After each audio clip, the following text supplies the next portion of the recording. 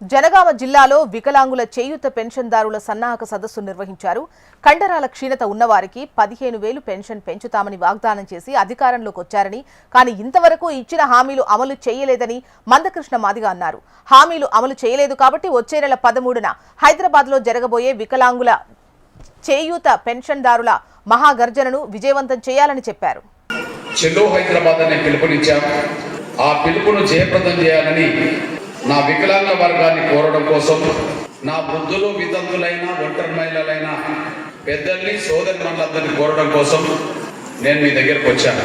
రేవంత్ రెడ్డి గారి ప్రభుత్వం ఎన్నికల సమయంలో ఇచ్చిన హామీ, వికలాంగులకైతే 4,000 నుంచి 6,000 పెంచుతామని, వృద్ధులు వితంతులు ఒంటరి మహిళలు అయితే వాళ్ళకు 4,000 పెంచుతామని ఇచ్చిన హామీ ఏదైతున్నదో ఆ హామీ ఇక ముందైనా అమలు చేయమని కోరడం కోసమే ఆ సభ జరగబోతుంది.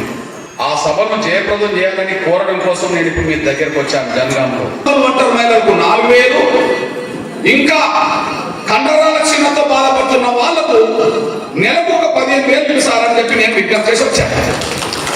దానికి